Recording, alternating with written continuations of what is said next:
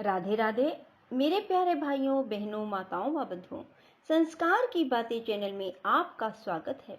बंधुओं, आज ही बुधवार मैं आपको सुनाने जा रही हूँ भगवान श्री गणेश जी की कथा, जिसे सुनने मात्र से भगवान श्री गणेश आपके कार्यों में आ रही सभी रुकावटों को दूर करेंगे और आपको रिद्धि सिद्धि प्रदान करेंगे। बंधुओं, एकाग्रचित होकर प्रेम भाव के साथ गणेश जी की इस कथा को सुने, ताकि आपकी हर मनोकामना भी पूरी हो। संजय ने पूछा कि गुरुदेव, हमें बताइए कि प्रतिदिन की पूजा में सबसे पहले किसका पूजन करना चाहिए।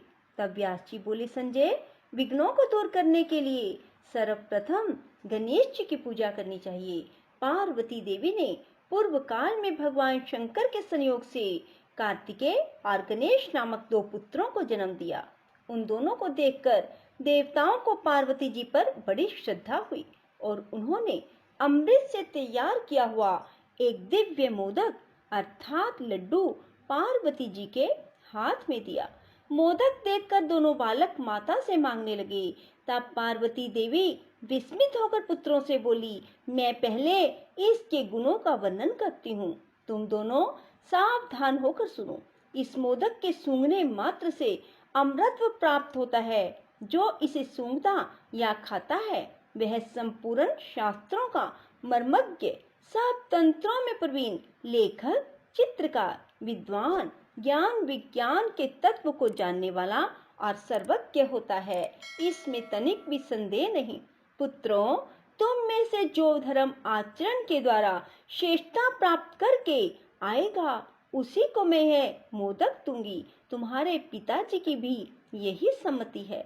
माता के मुख से ऐसी बात सुनकर परम चतुर स्कंद मयूर पर आरूढ़ हो तुरंत ही त्रिलोकी के तीर्थों की यात्रा के लिए चल दिए। उन्होंने मुहूर्त भर में सब तीर्थों में स्नान कर लिया। इधर लंबोदरधारी गणेश जी स्कंद से भी बढ़कर बुद्धिमान निकले। वे माता पिता की परिक्रमा करके बड़ी प्रसन्नता के साथ पिताजी के सम्मुख खड़े हो गए। फिर स्कंद भी आकर पिता के सामने खड़े हुए और बोले, मुझे मोदक दीजिए। तब पार्वती जी ने दोनों पुत्रों की ओर देखकर कहा, समस्त तीर्थों में किया हुआ स्नान, संपूर्ण देवताओं को किया हुआ नमस्कार, सब यज्ञों का अनुष्ठान, सब प्रकार के व्रत, मंत्र, योग और संयम का पालन, ये सभी साधन माता पिता के पूजन के 16वें अंश के बराबर भी नहीं हो सकते।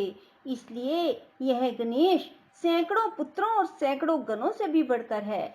अतः देवताओं का बनाया हुआ यह मोदक मैं गणेश जी को ही अर्पण करती हूँ।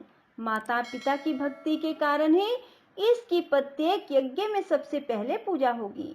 महादेव जी बोले, इस गणेश के ही अग्र पूजन से संपूर्ण देवता प्रसन्न हो। व्यास जी कहते हैं, इसलिए द्विज को उचित है कि वह सब यज्ञों में पहले गणेश जी का पूजन करे। ऐसा करने से उन यज्ञों का फल कोटि कोटि गुना अधिक होगा।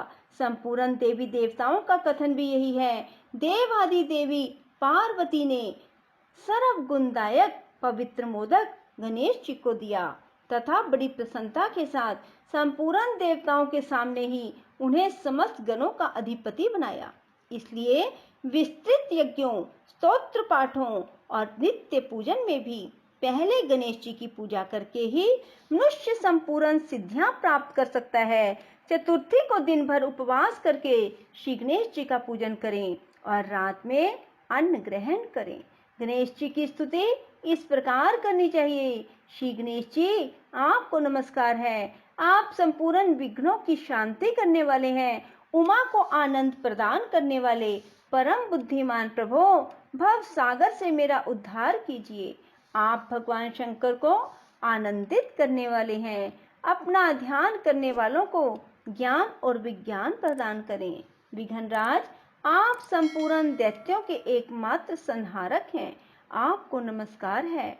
आप सबको प्रसन्नता और लक्ष्मी देने वाले हैं। संपूर्ण यज्ञों के एकमात्र रक्षक, सब प्रकार के मनोरथों को पूर्ण करने वाले हैं।